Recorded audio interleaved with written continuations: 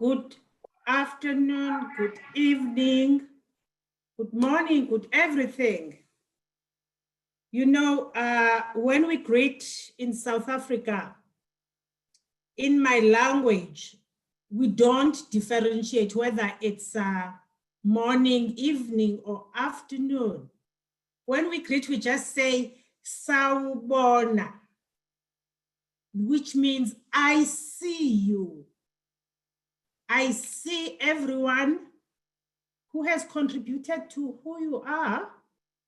I see your ancestors. I see your strengths. I see your aspirations and dreams.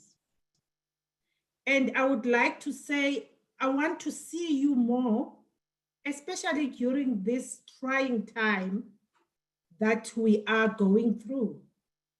This COVID-19 has really come to us in the world with a vengeance. And I would like to send compassion, karuna, and metta to all those who have been affected, infected, and who have lost loved ones as a result of COVID. May we sail through these difficult storms with ease, love, and dignity. So this evening, what I'm going to do, I will be sharing input into Ubuntu Coaching, and then I would have a live coaching demonstration with Dries. And then after that, we'll open it up for a live conversation where we could have a dialogue around this Ubuntu. So as I had said, Sanibonani, I see you. What is Ubuntu? Ubuntu is a Southern African concept that is also a worldwide philosophy ethos, which is around I am because we are. It's about compassion, it's about showing love to each other, it's about seeing each other, it's about hearing each other and coexisting very well and in a very loving manner together. And at this moment, I would just like to share what Nelson Mandela said Ubuntu was. Nelson Mandela once said Ubuntu is a concept that means the profound sense that we are human only through the humanity of others. That if we are to accomplish anything in this world, it will be in equal measure be due to the work and achievement of others. And Bishop Desmond Tutu says a person with Ubuntu is open and available to others, affirming of others, does not feel threatened that others are able and good, for he or she has a proper self-assurance that comes from knowing that he or she belongs in a greater whole and is diminished when others are humiliated or diminished.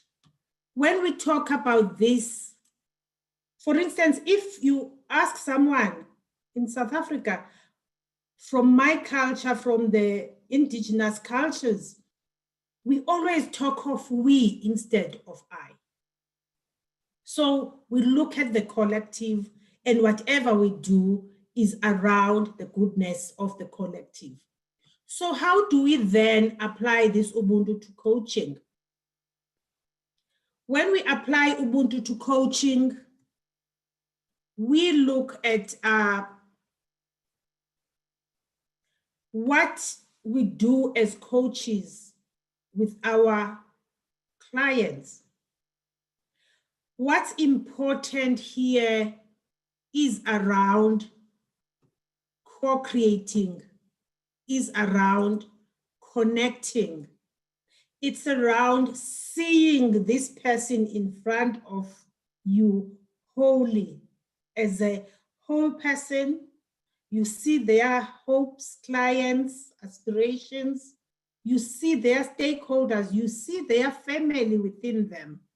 And implied in this, we all also connect to the mother nature and also the good of the society. This morning, when I was on LinkedIn, I got this lovely quote by a Pretty, which she posted on LinkedIn.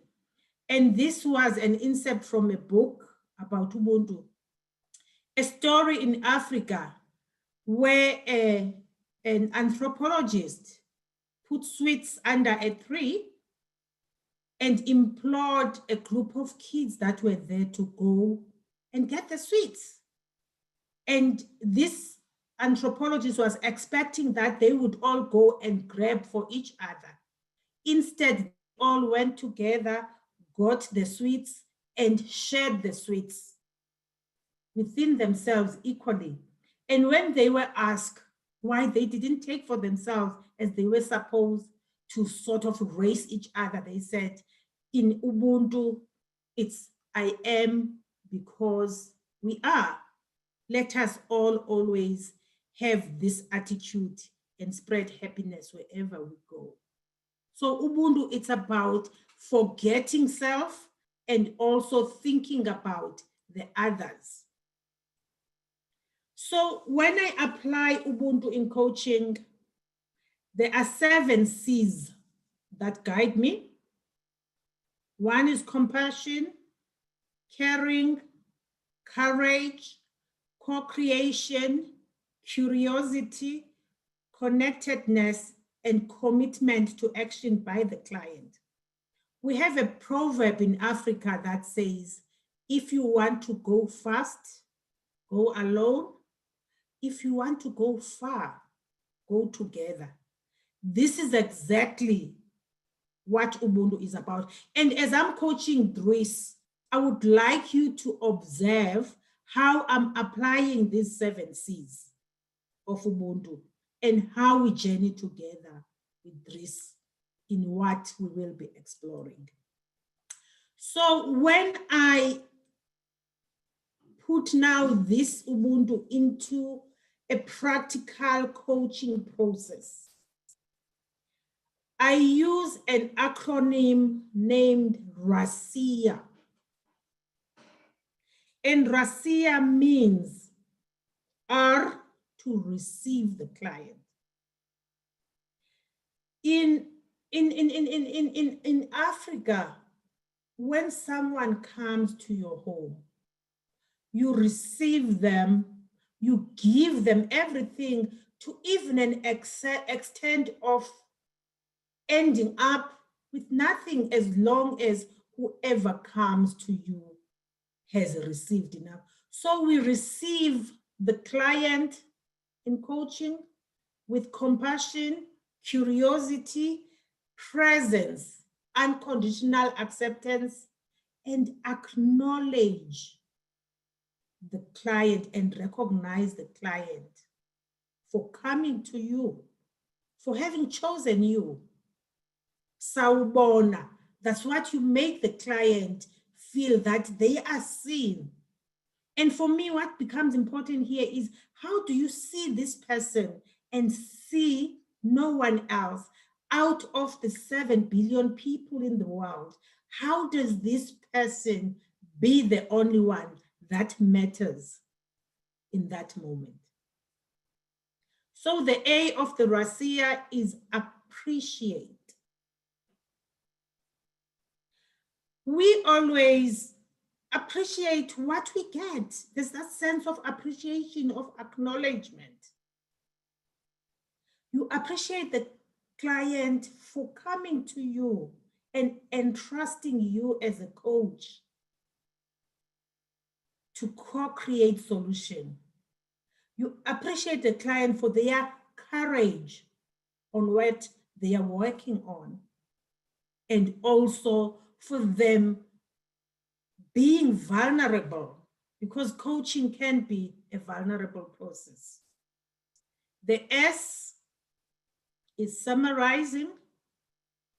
You really here use the language of the client. You summarize what you hear the client to be saying. I see you. I hear you. Here, the coach listens with the heart, body, head, and has empathy for the client. Let me give you an example. For instance, in my language, when you're asking someone, how are you? They say, I'm present, Dikona. And they would say, if they're not feeling well, andiziva mnandi, which means I don't hear myself well. Instead of saying, I'm not feeling well, it's like I'm not hearing myself well. So you see, you hear, and the E, what's important here, because you have to be present with the client, you have to evoke awareness. So it's around evocations. The coach explores what is evoked for the client and might share what is evoked for the coach as well. Remember, coaching is learning, is dual learning for both the client and the coach. So we are both vulnerable here and exploring together. And also evocations around what's holding meaning for the client. And the A is the coach asks who and how of the client in order to call the client to action. I'm quickly going to run through this. If you're looking at these different parts of Rasia, they link so nicely to the updated core competencies. For instance, if you look at receiving the client, there's a lot of presence and centering that is important there. And also adopting the coaching mindset. For instance, before I go to a coaching session, I center myself. I make sure that I go through mindfulness practices, and also I make sure I'm present, I'm centered, and as I am that then helps also the client, because of the resonance, to be present. So acknowledges that the clients are responsible for their own choices, remains aware of and open to the influence of context and culture. This is very important to me. Before I coach someone, I've got to understand from which context they come, from which culture, so that I can be sensitive to that.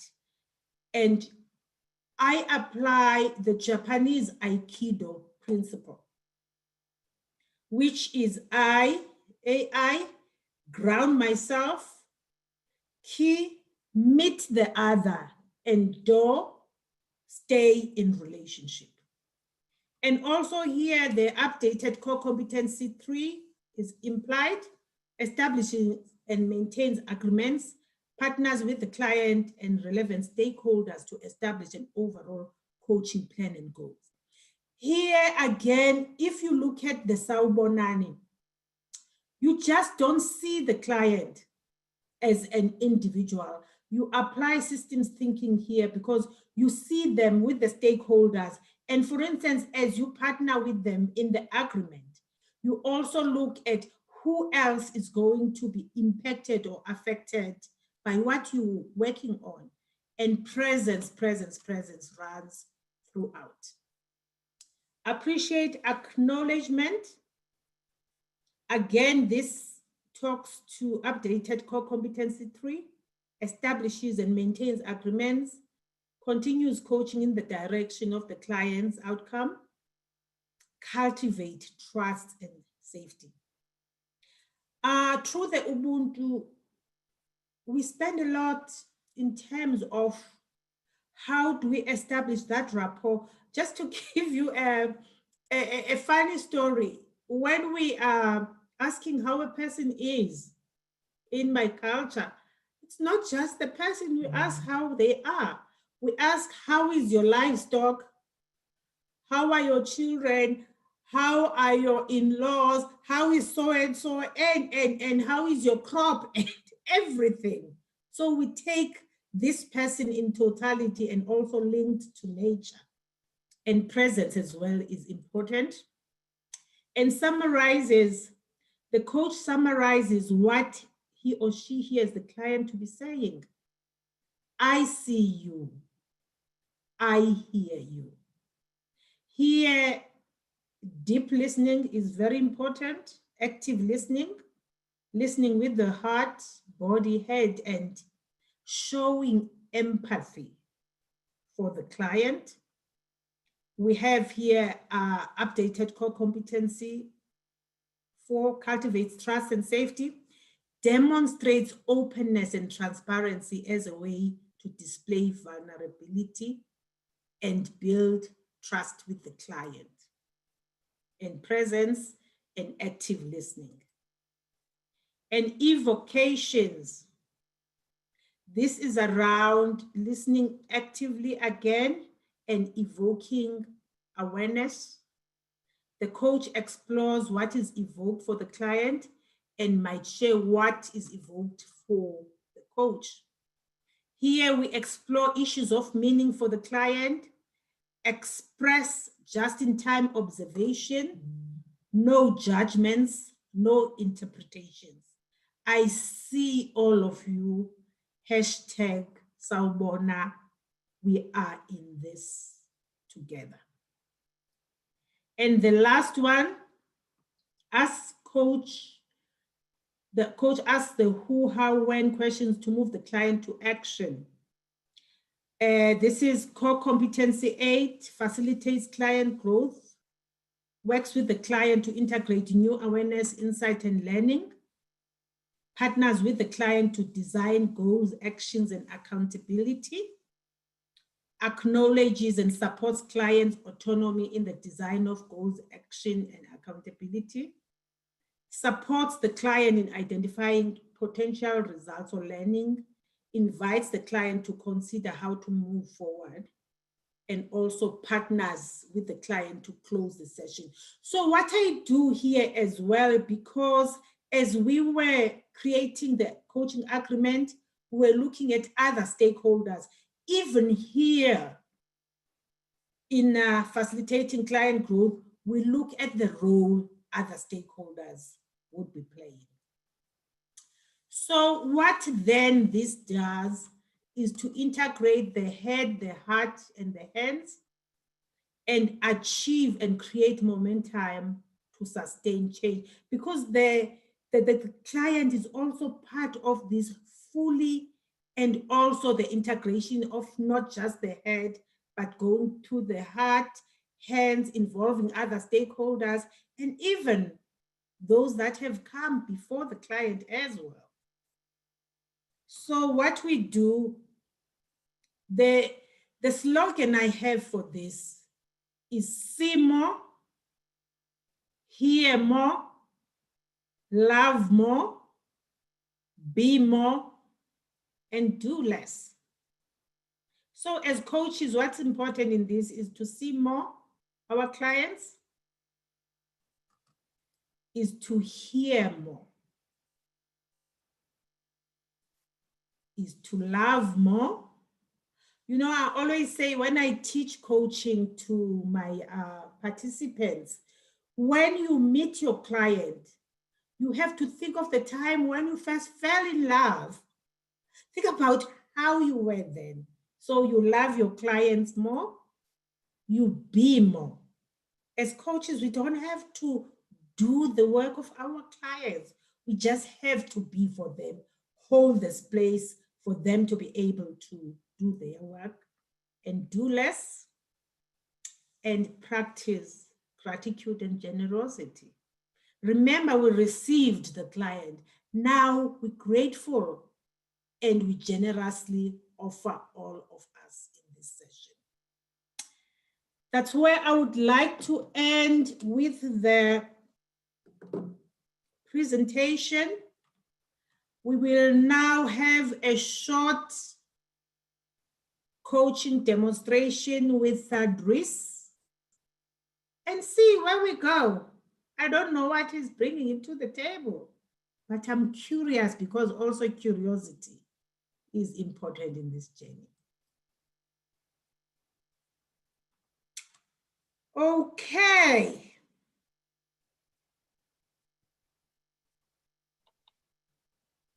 Hi, Nobantu. Yes. Cindy and Ram, are you remaining on screen? Or is it going to be me and Rich? Speaker view. It's just the two of you. Nobody else is on screen. Okay. I'm seeing everyone from my side. Okay. Good evening, Dries. Sawubona. Hi, Nobantu. Sawubona. Good to see you. Good to see you. Dries, I'd like to invite first to just have a brief introduction of yourself to our guests. Just a brief, and then we will go on with the coach demonstration. Okay, thank you. My name's Dries Lombard. I stay in Pretoria, South Africa. Father of 4 daughters, and we've got 3 dogs. I do consulting and training from a talent and strengths-based perspective, mostly work with corporate companies and individuals, etc. Yeah, that's what I do. Thank you. So I'm a coach, as Cindy has said. I train coaches. I facilitate training. I'm a facilitator of peace circles. I do mindfulness meditation teaching. I'm a Vipassana teacher. So I'm a person of many things. So as we start, Dries, how are you doing? This is a difficult time, this COVID, and how are you? Thank you, Nobantu. I'm doing well, but there's always, whenever someone asks me this question in these times, one is hesitant to kind of be totally open and honest, because you always think about your privileges and what you have, and there's a lot of that. If you look at locally and internationally, problems and struggles and sufferings that people go through. But as for myself, it's tough times. It's tough times from personal management of myself within these times. I'm a business owner. That's tough in these times as well. So yeah, this is a challenging time, and I'm doing the best I can, but still also honestly grateful for what I do have in this time. And as you were sharing, I was feeling some tightness in my chest. I was feeling what you're saying, because we are indeed going through this difficult time. And I would also like to know, what is it that's holding meaning for you presently, currently, during this time? I think the closest meaning for me would be the fact that I am with and close to my family, my wife and my 4 daughters, that we are healthy and that we are safe and that we have means to live at this stage.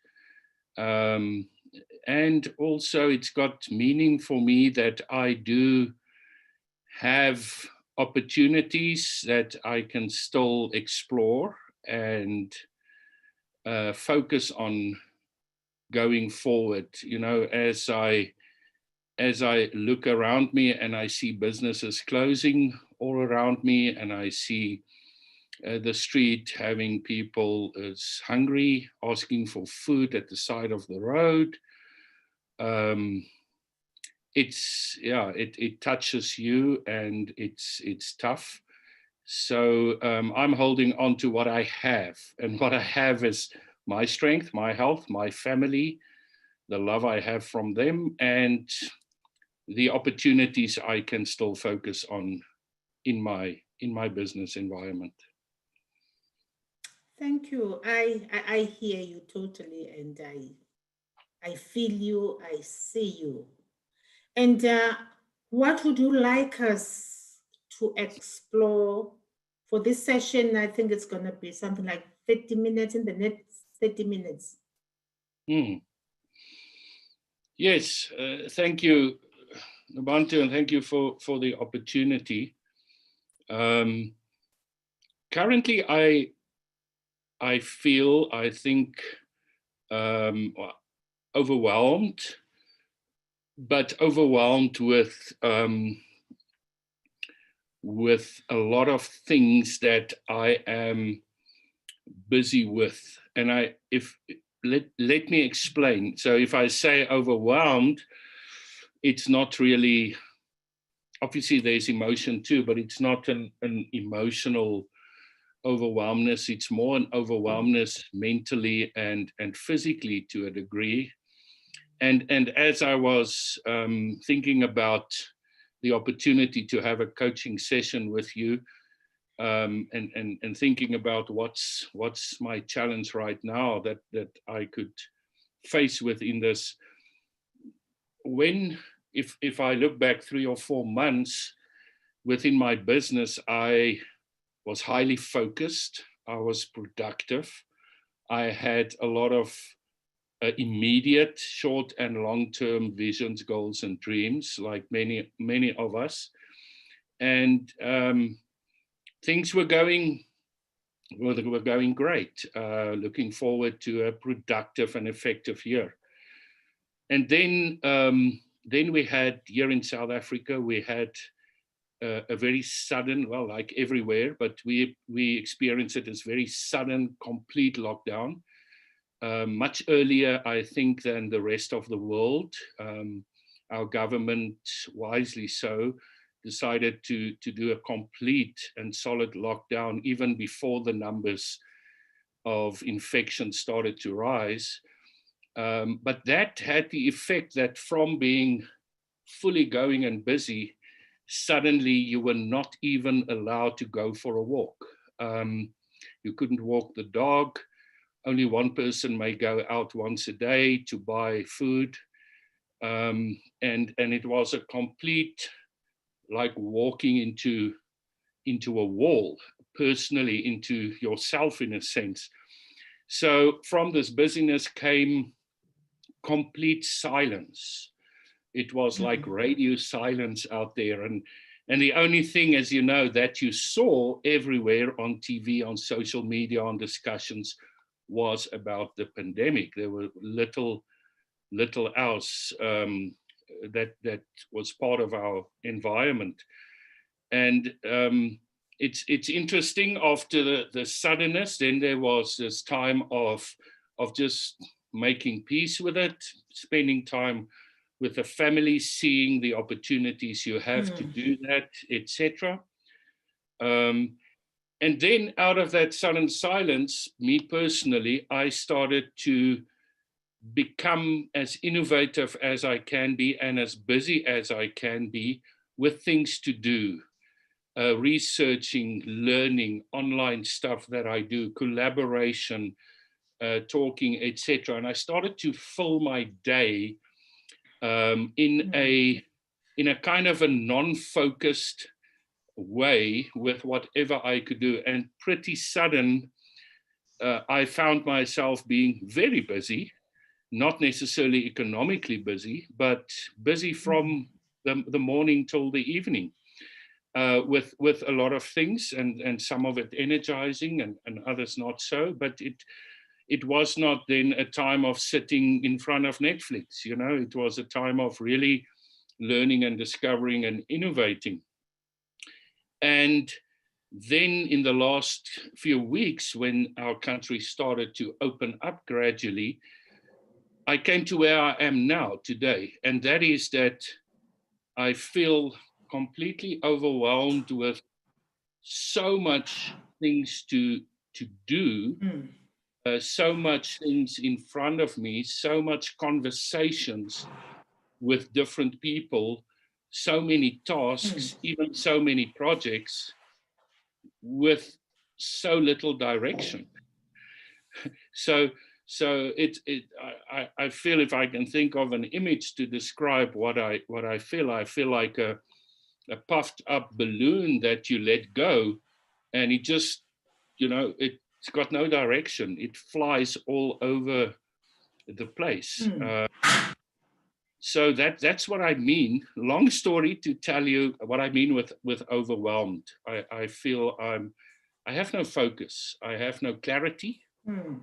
I have very little direction, but I'm extremely engaged in a lot of things at the moment. So, yeah, that's why. Wow, that sounds like an avalanche. As I'm listening, it's like the bricks are falling on me.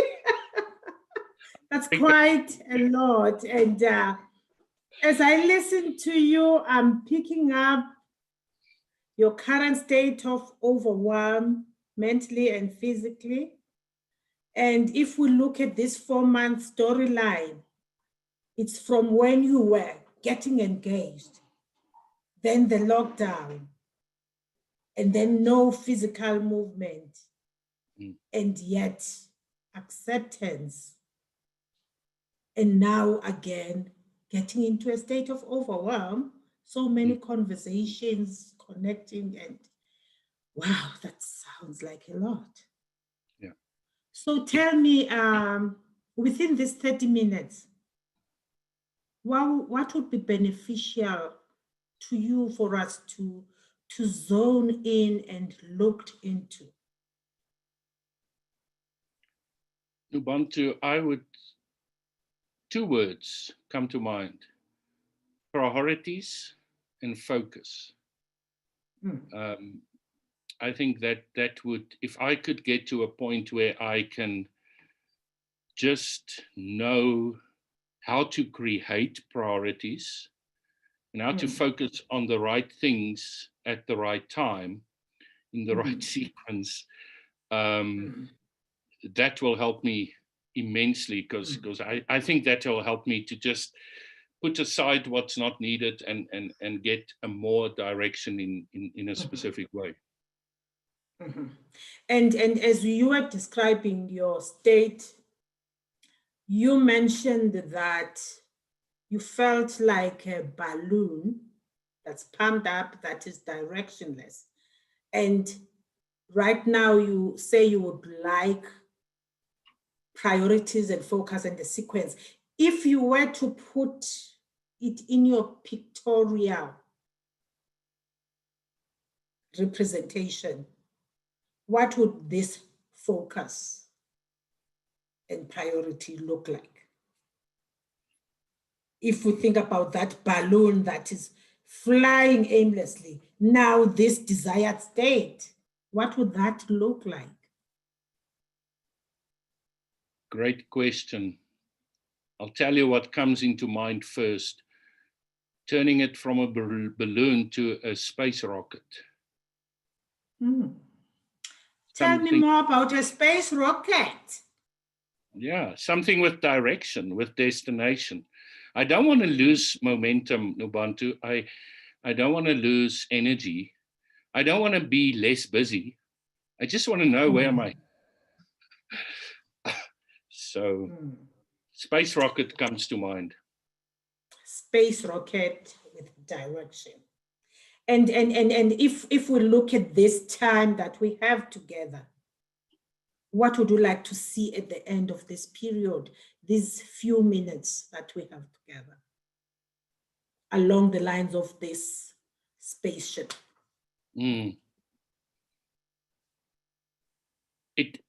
It feels to me that I don't need to launch. I'm already launched. I don't have direction. So at the end of this time, if I could point myself in a immediate and short-term direction, not long-term. I don't think we're in a long-term season, but in an immediate direction. Just if I could point that way, and stick there for now. That I think would take a burden off me. It would help me to keep my energy going and my momentum, and feel less confused and feel less guilty at the end of the day, and start also to I hope that would also create some results more than I have currently being busy. Thank you. So looking at this spaceship that zooms, all the way there, and hearing you saying in the immediate, what direction you would like to have. When you talk about the immediate future, does it have a timeline to it? Are we talking about months? Are we talking about years? What are we talking about? No, it's much shorter. I would say immediate would be the next week or two, and the short-term goal would be the next month or two. Okay, so it's quite in the near future. Yes. And at the end of the session, what exactly would you like to be able to come out that could make this 2 weeks, 1 month, 2 months clear for you? Again, I think if I can get rid of clutter in my mind and clutter on my desk, and a few things that I could prioritize or even juggle, but if it's less and more focused, because to be honest, everything I stay busy with is meaningful. Everything I stay busy with is helpful. Everything I stay busy with is in a way important, but it's too much. And without direction, I cannot put things on a hold, because what do I put on hold and what do I focus on? So again, it comes back to if I could take it down from, for instance, from 5 different projects that I'm working on to 1 or 2 for the next week, I could in that way prioritize my calendar. I could prioritize my feedback to people and my focus. So I hear you say the clutter in front of your desk, the clutter in your mind, and have 1 or 2 projects in the next 2 weeks or so. Yes, so can we talk about this clutter? Can you say more on this clutter? How is this clutter? How is it looking like? Are you asking examples of what it is, or? Okay. You talked about clutter on your desk and clutter of your mind. What does that entail? So I'm probably in either a loose or formal way. I'm probably collaborating with 4 or 5 different people or organizations at the same time. And in the past, it would have been 1 at a time.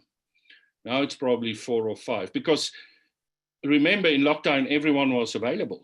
And when you reach out to them, they say, fine, I've got time.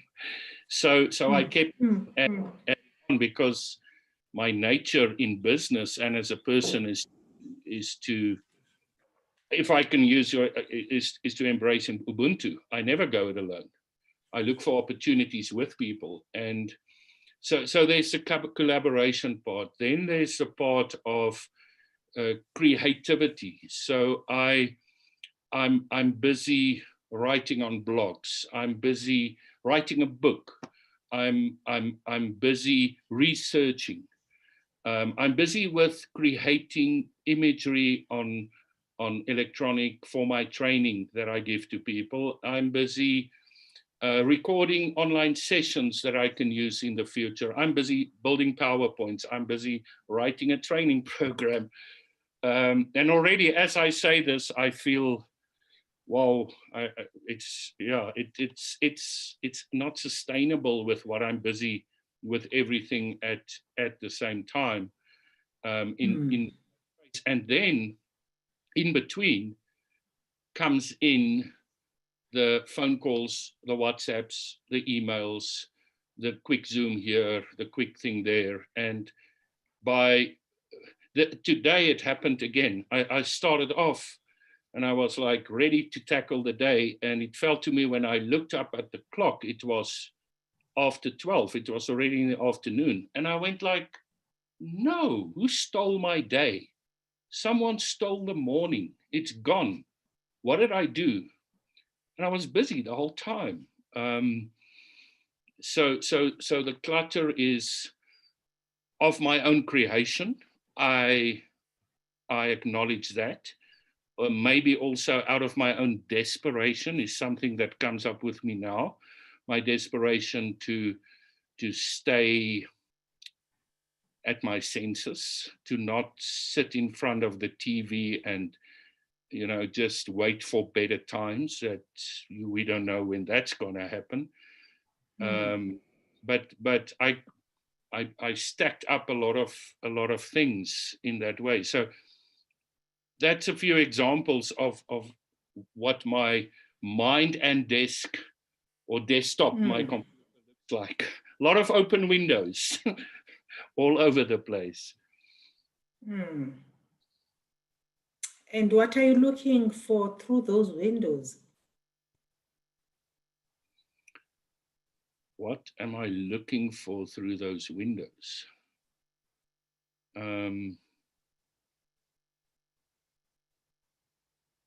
Now you stumped me. That's a question.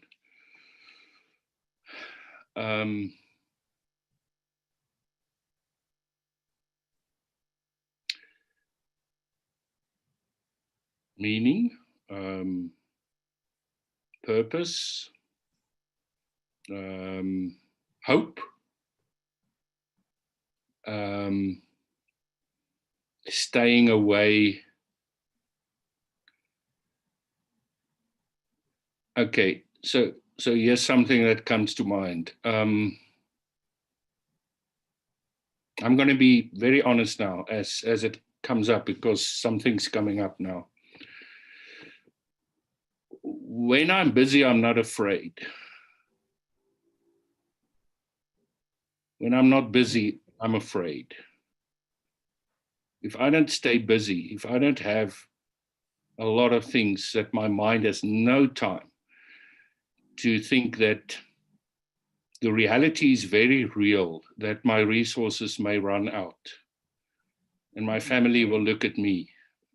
That's a very real reality.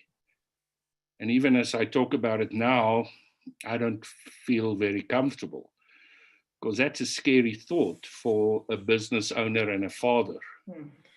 And so from that perspective, the busyness gives me an escape towards hope, towards occupies my mind and emotions with something that's not necessarily meaningful, but helpful.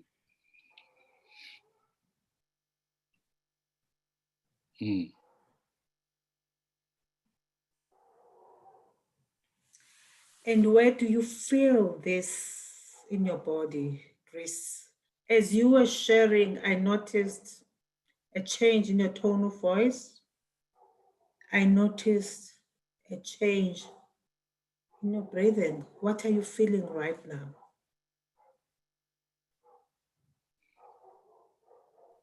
As I realized the concept of fear, that's part of it, I could feel myself tensing up in my shoulders. So I could feel a real sense of fear and and anxiety.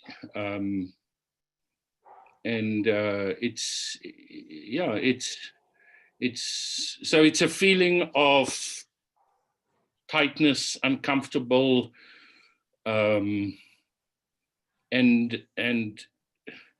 the feeling comes from, and I think this is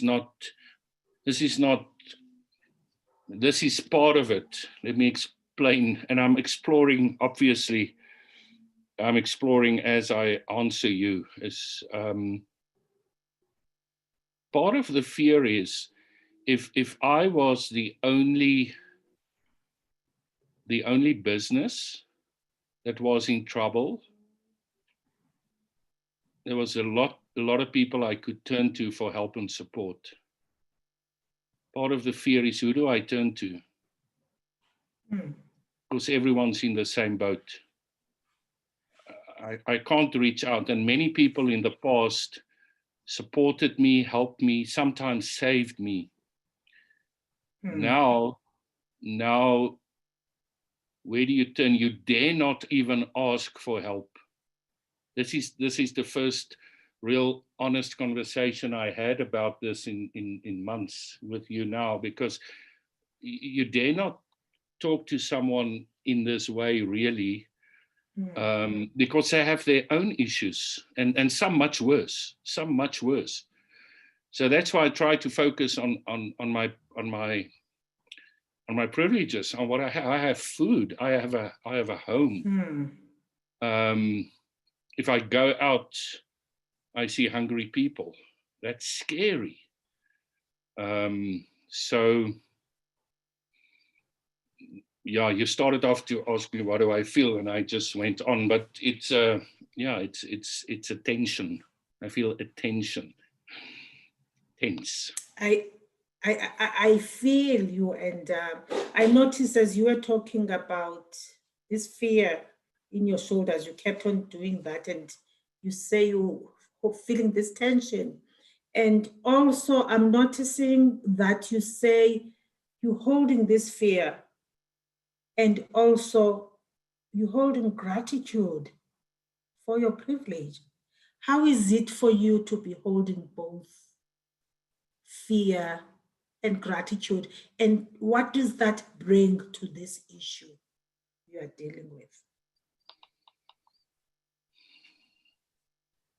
Well, you ask great questions.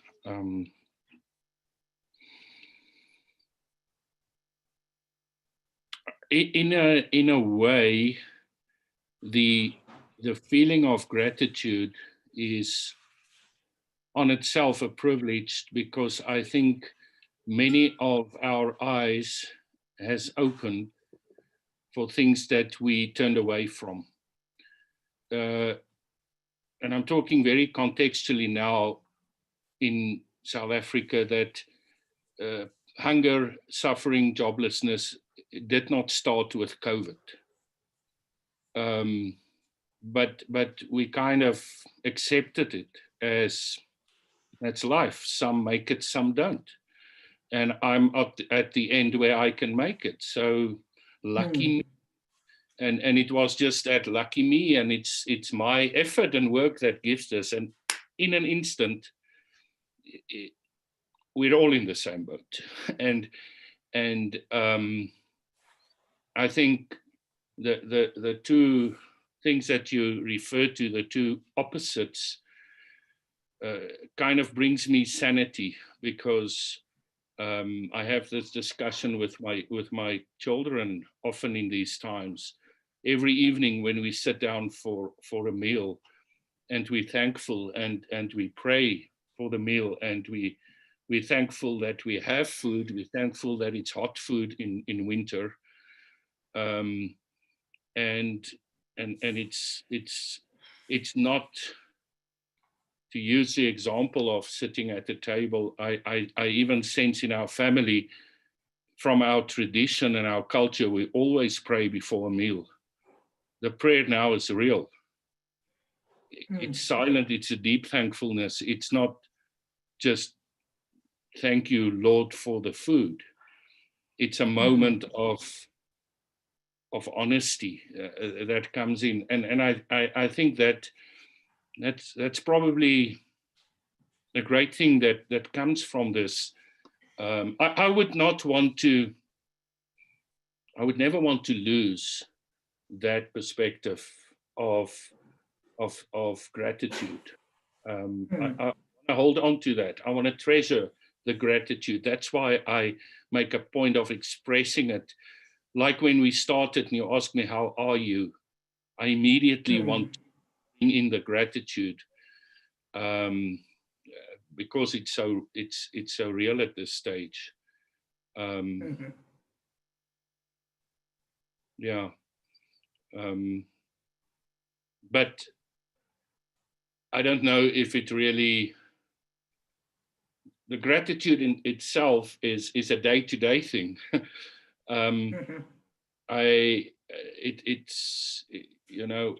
It's still, the gratitude does not eliminate the fear. So gratitude doesn't make the fear to go. What does it do to the fear?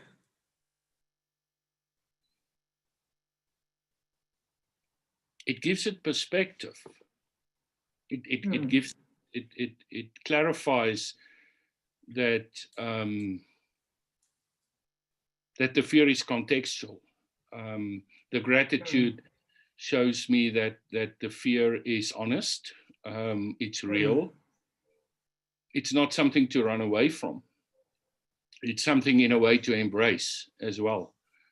And I think the one thing, again, it's something that comes up with me now, it's the one thing that broadens this perspective for me personally is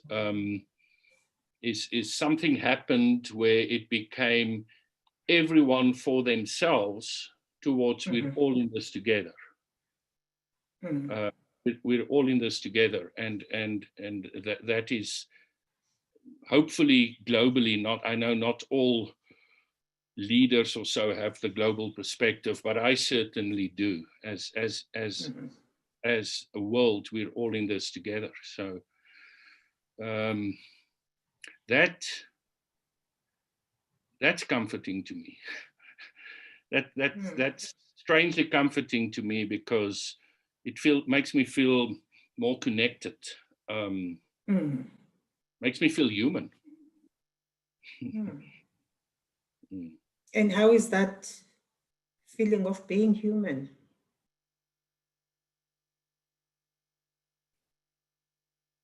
How is it? Just ask again. I'm trying to understand the question. How is that? You say you're feeling human as a result of this gratitude and this fear. And how is that feeling or sense of being human for you? That is very comforting. That is very reassuring, because being human transcends a lot of things, and a lot of challenges within. So comfort would be the word I use there. And I notice in the last 5 minutes you've used comforting 4 times. Oh, did I? Okay. Yes. Well, I feel better in that sense. So my mind's racing because you've pointed me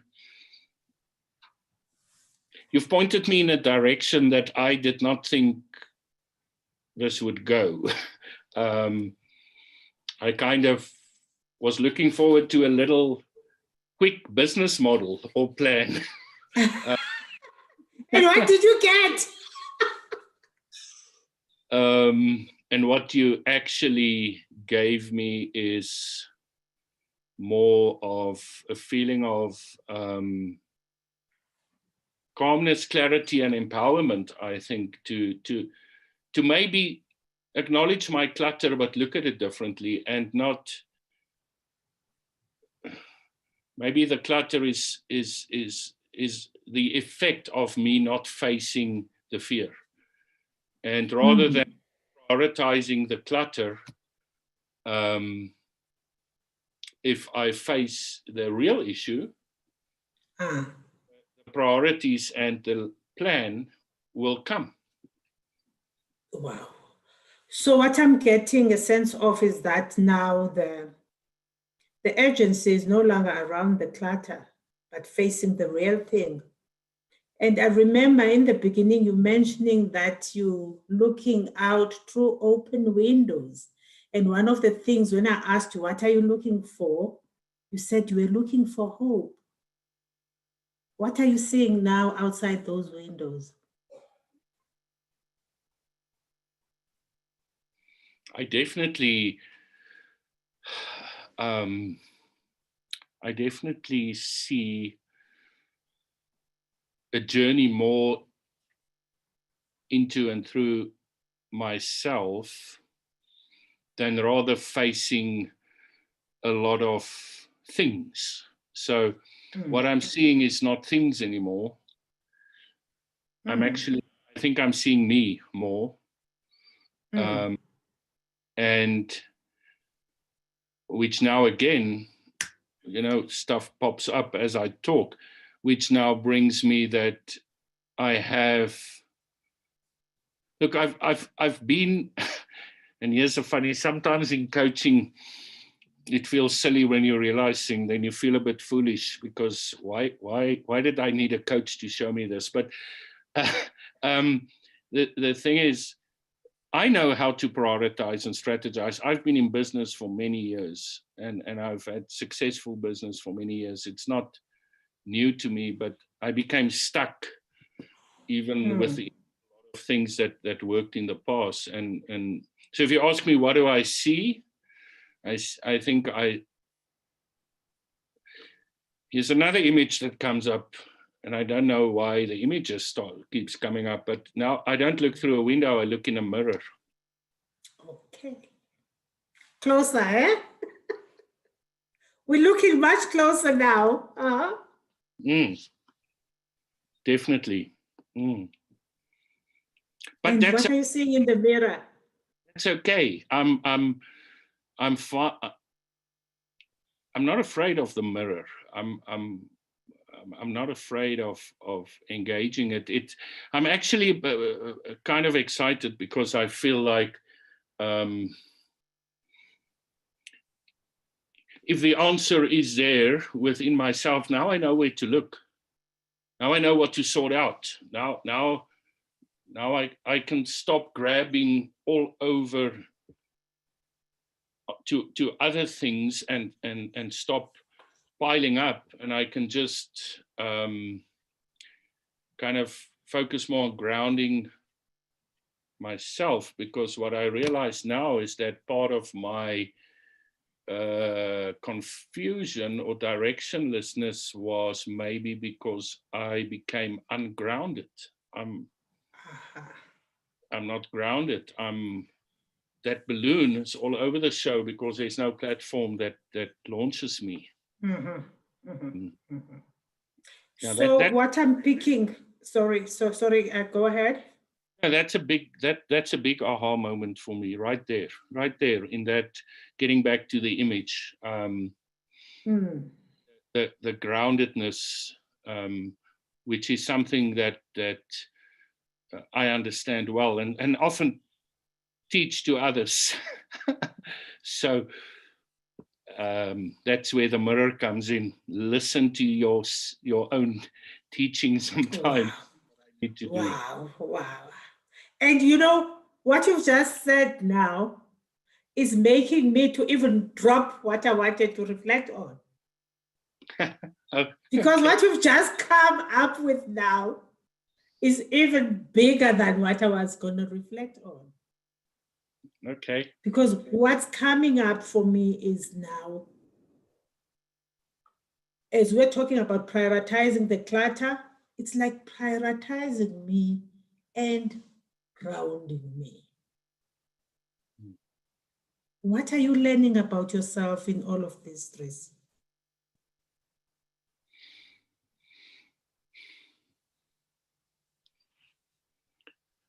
That it's okay at times to go off track, that it's okay to lose direction. And definitely not go it alone. And that coaching is not a luxury, it's a necessity. I'm so glad for what we did. That it's called a demonstration, but there's no demonstration in this for me. It's very liberating in that sense. I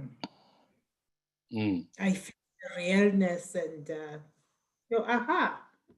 And what next? You talked about 2 weeks. What next in the 2 weeks?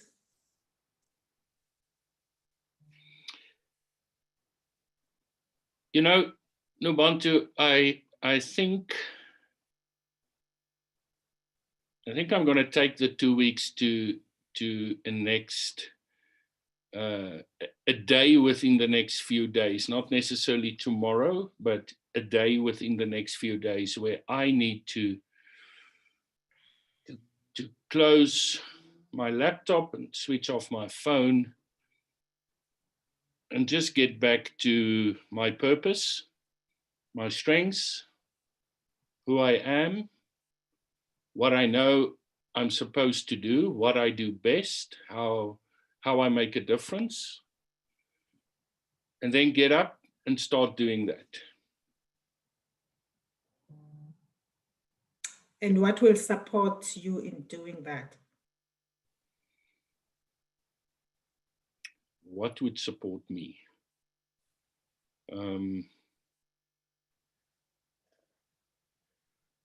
I think from the current situation, what would, again, it would start with myself, because I think I would need support from people close to me, family, but friends as well, that I can communicate that to, that I can say no to, that I can explain it to. And maybe what would support me most is to get back to the essence of the discussion we had, is and luckily I can do what I'm going to say now, and I'm blessed in that sense, is I should for one moment sit with my family and just acknowledge to them that Daddy is afraid at times. Wow. Because they love me enough to just tell me, it's okay, Dad. We too, it's fine. For me, that's it. That's it. You took me with you right there. And I feel like saying, let's go dancing. Ooh la la la. Thank you. Thank you. Thank you. Thank you. Thank you, Coach. Thank you, Tris. I'm offering you a session to take this further. Let's see how we go further into this exploration another time. Thank Yes, you. I feel it's a big one for you. Yeah. Thank you, Coach. Thank you very much. So Thanks. we can now invite other people to join us and explore what we went through. Nobantu, bow to you and to Dries. It was beautifully done.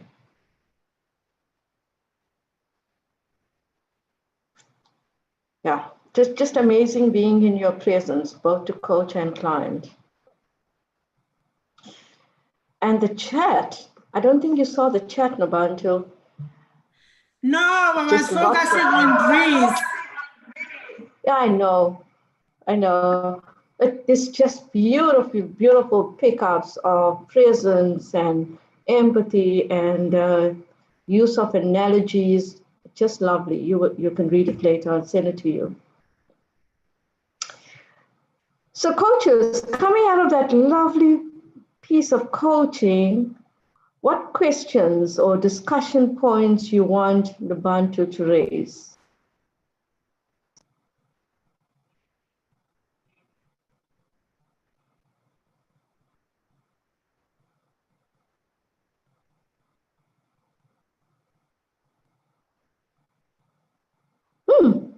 No questions?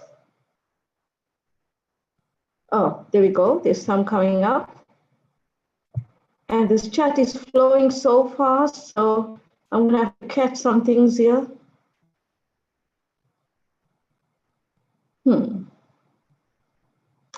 Whoever had a question, can you copy and paste again? We have such lovely comments. People are saying it's a lifetime of learning for them. And they're just in such a content space. They don't have a question right now.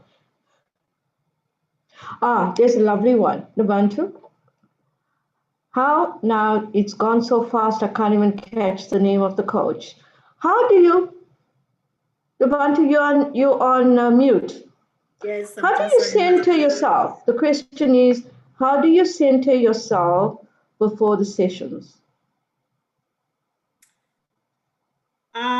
Before each session and in between session, I make sure that I have a time to ground myself.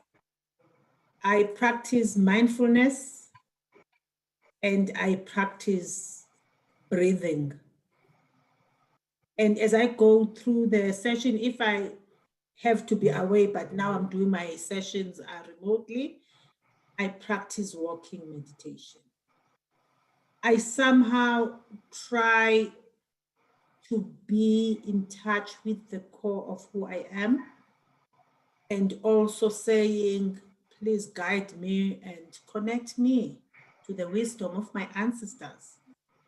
And I come to that session saying, please help me to be fully with the person and to see this as the only person that's important in that moment out of all the 7 billion people in the world. Yeah. I love it that you said that, you know, there's so many little things that coaches do that we don't openly talk about. Like, you know, in mentoring, I would say to a coach, let's say a little prayer and send this recording off and see what happens, you know. So, and you talking about calling on the ancestors. So we do little things that we don't talk about. That's one of the things I wanted to acknowledge you for. One, two, you've raised so many little points that we as human beings, as coaches, feel and don't really openly talk about.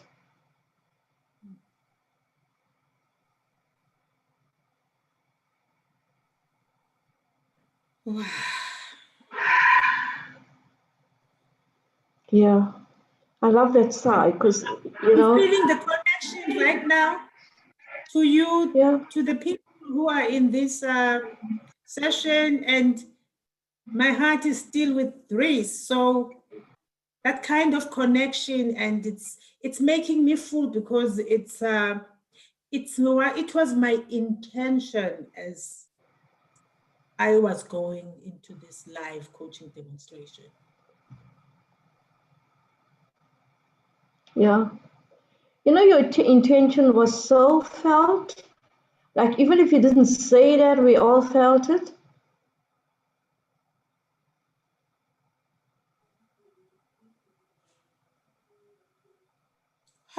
My chest is bursting out. I feel that too, Nobantu. Yeah. Coaches, you have any other points you want to raise? And I'm sorry, but I can't keep up with this chat. It is flowing too fast. So if I'm missing things, I'm going to catch it later and we'll do a blog on it. For now, I'm fully aware that I'm missing a lot of what you're saying on the chat. There's one that says, if I had, there's some echo. I'm not sure whether it's from my side. There's a question that says, Okay. if I had to do this all over again, what would I do differently? I wouldn't know, because I go with what is immediate, current, relevant, arising in the moment. So I stay with what there is at that moment.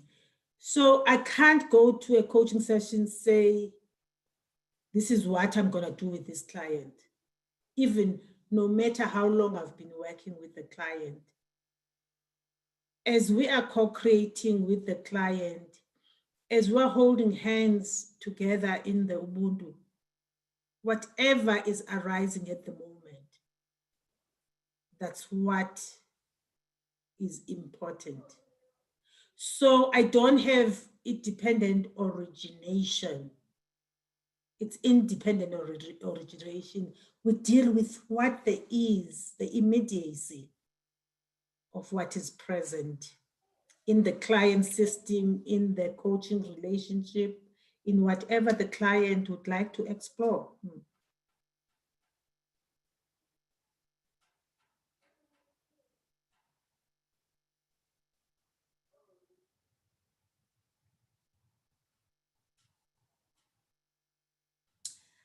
There's also one that says, of all the content coming to you, what do you know what nuggets to follow? I That's think a lovely one. for me, I stay with the client in terms of looking at how is the state of the client. I always say content is cheap, but what is emerging at the moment through the client's nonverbal cues, through the client, change in breathing, change in the tone of voice, if you become curious about that, and also looking at what are the words that keep on coming in the conversation, then I would follow more those words or phrases or images or metaphors that are coming up. So it's really staying with the client. So as a coach, you take yourself out completely. You follow that client and become so curious to be with this person. Oh my gosh, this is emerging. And as you are interested in this, something else shifts. Follow that. Trust that the client knows where they want to go.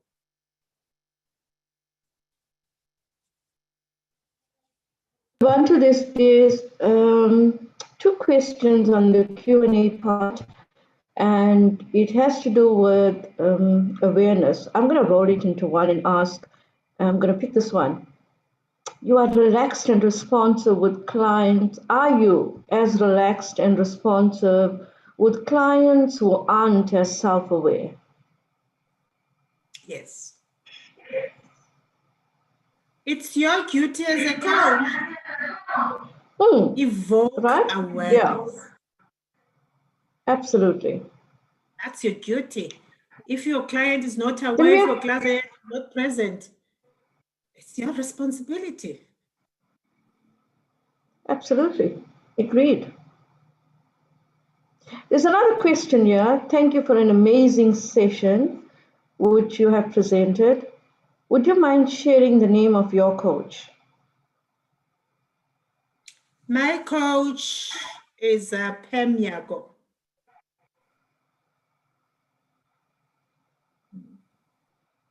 I have other coaches as well, people who mentor me, and informally and formally, yeah.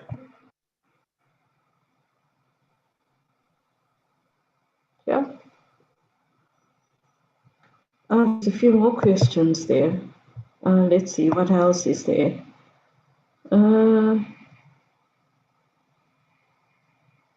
Any ideas how to get the lovely laser focused you show? Any Just be tips? So any ideas?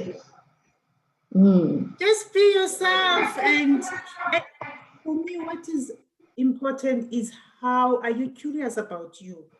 How do you continue to have that self-examination, that inquiry into who you are and what's happening at the moment? So I do a lot of hard work. I practice the diamond approach.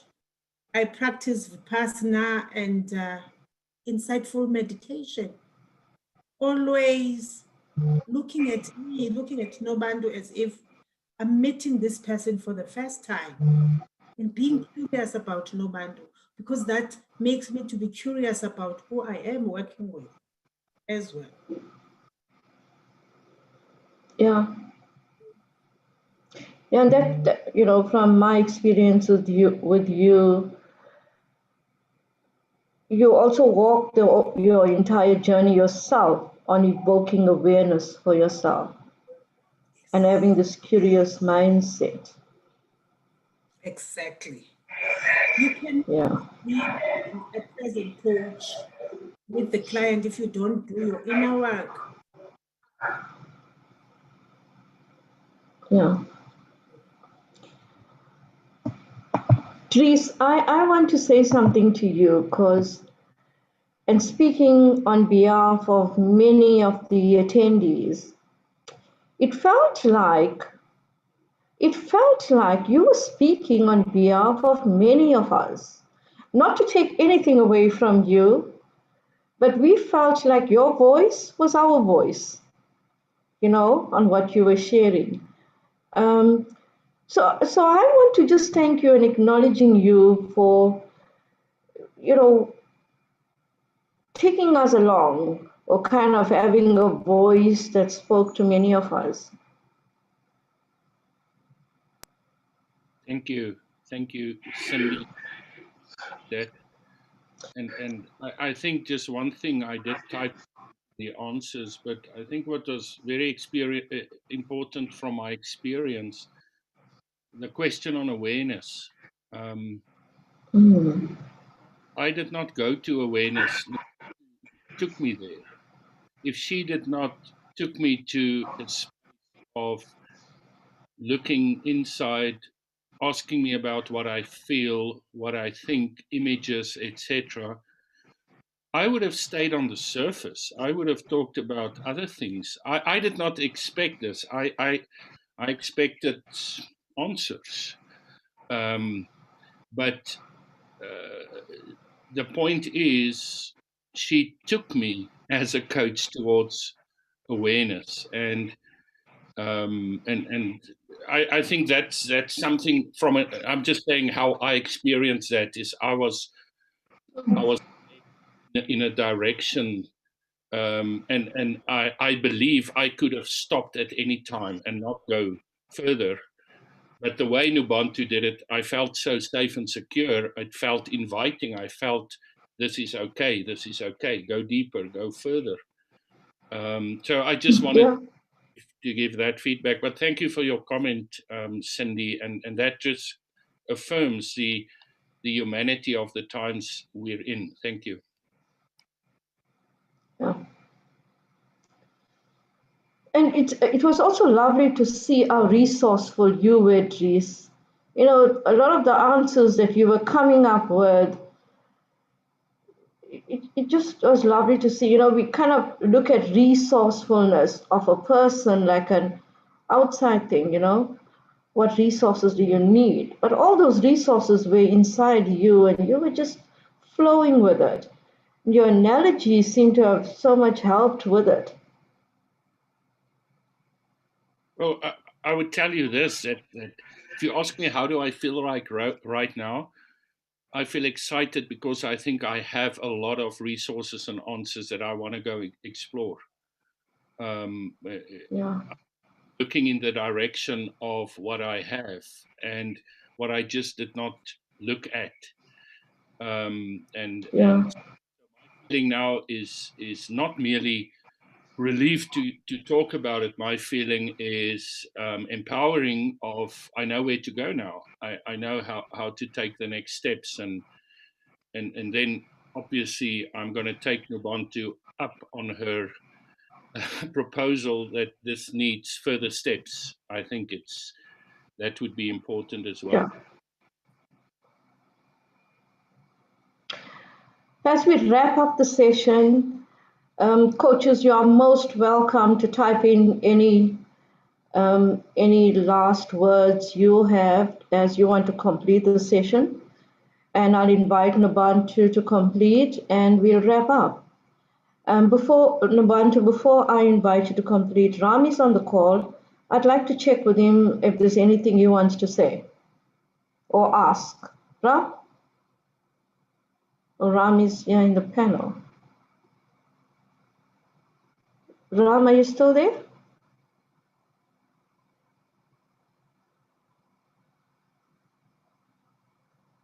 Okay, you'll probably pop in now. Anything you want to say to complete, Nobantu?